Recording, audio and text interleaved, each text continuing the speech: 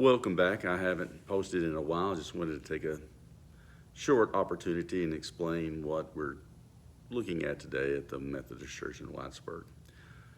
Throughout the years, we have talked about the reality of God's physical presence giving rise and meaning to the word truth. After he explained the reality that his physical presence gave rise and meaning to the word truth, then we went for years and talked about the reality that his spiritual nature gave rise and meaning to the word love.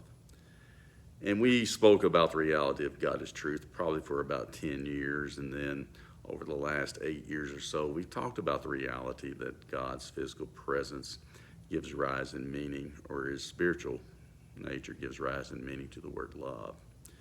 And so we spent a good 10 years just talking about the reality that God is truth. Then we spent about another 8 years talking about the reality that God's nature gave rise to the concept of love, and not just any love, but selfless love. And now we're going into a season where he has prepared us to talk about the reality of what it means to be born again. And it takes time to prepare us to be brought to understand the reality of what it truly means to be born again. Nicodemus in John chapter 3, he struggled with this concept when Jesus told him that he had to be born again, and he was speaking about spiritual rebirth. And in order to be completely spiritually reborn, in the image that God created us, that means we have to understand God fully as truth. We have to understand him fully as love. We have to allow, and that can only happen as we allow him to explain the reality of himself as truth and love. It also means that we have to allow him to explain sin in its fullness, not just from our perspective or the lowest level of understanding, meaning that God has said this is right and this is wrong, but we have to understand why God has said. And the Bible is very clear, and it goes into complete detail as to why God says this is sin or this is not sin. And we also have to be brought to understand the fullness of the relationship. And until these things happen, we're in the process of that spiritual rebirth. And we know it through another term.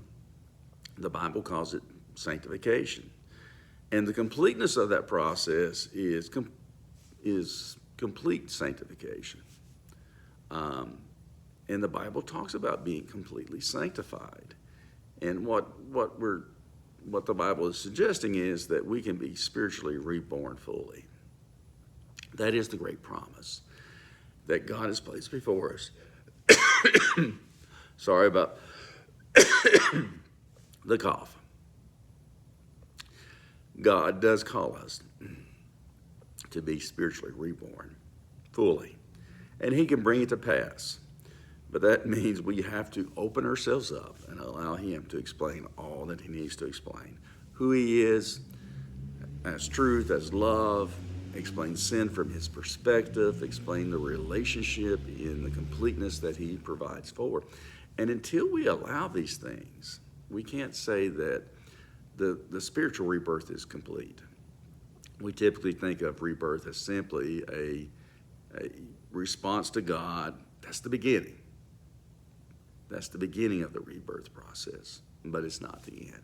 The end comes when we allow him to explain all these things to us. So I hope to see you again soon.